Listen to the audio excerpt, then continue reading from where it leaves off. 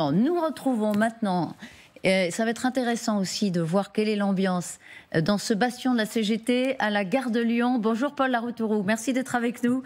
Paul, Bonjour, vous êtes aux côtés de grévistes, presque à côté de ce dépôt de cheminots, comme on dit. Exactement, ils arrivent par ce tunnel, on voit arriver avec un bandeau sud. 60 ans c'est possible, c'est ce qu'ils pensent. On voit cette affiche CGT ici, il y a des pneus. Tous ces pneus là vont brûler d'ici quelques instants. Et derrière moi on a rendez-vous avec le leader CGT, le leader UNSA et la députée Manon Aubry. Alors Béranger Serment qui est juste là, on y va en direct. Vous voyez, ça commence à brûler les paillettes. Bonjour. Quel est le point de la situation aujourd'hui? En vous rejoignant, j'ai vu Gare de Lyon, elle n'est pas bloquée pour l'instant, il y a plein de trains qui circulent.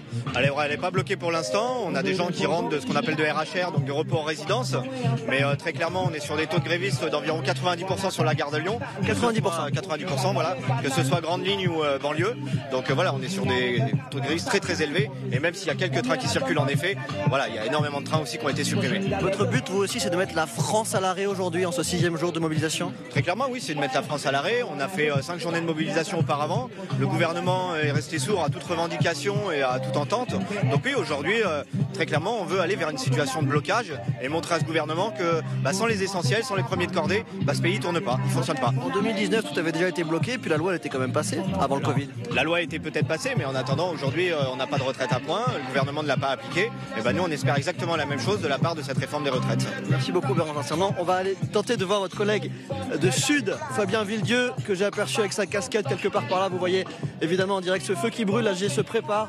D'ici quelques instants, où est Fabien Villedieu? Je ne le vois pas, je l'ai évidemment perdu de vue, il était là il y a quelques instants. Je ne le vois plus, où est-il? Il est en train de donner une interview à des confrères. On va donc aller voir Manon Aubry. Ne te brûle pas cher Ramoni pour Dignaga, le feu ça brûle. Madame Aubry, bonjour, Paul Laroutourou, vous êtes en direct. Vous voulez vous aussi mettre la France à l'arrêt? On veut mettre à l'arrêt pour arrêter Macron et arrêter sa réforme et le fait de nous faire trimer 2 ans de plus. Donc s'il faut en passer par là, oui, il faut que le pays soit arrêté, ce qui manifestement il ne comprend rien d'autre.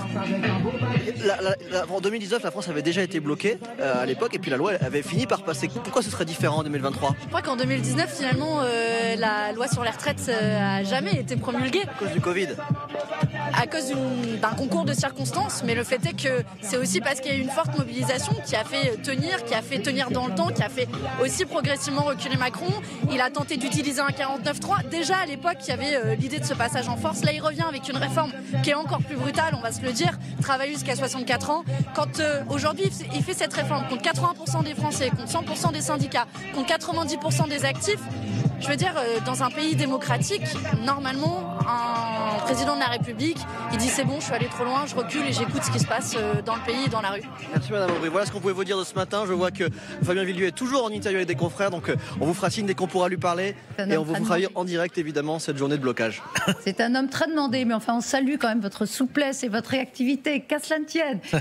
Merci beaucoup à vous Paul Laroutourou. À demain bien sûr avec plaisir dans le studio. Bon courage, vous serez aussi dans les cortèges évidemment j'imagine cet après-midi dans la manifestation à Paris. Nous étions en direct de la CGT cheminot. Nous allons parler dans un instant du blocage des raffineries et du péril jeune parce qu'il y a eu un appel à bloquer les lycées. Ça c'est peut-être assez compliqué si ça marche pour le gouvernement, comme on dit couramment, faire rentrer le dentifrice dans le tube.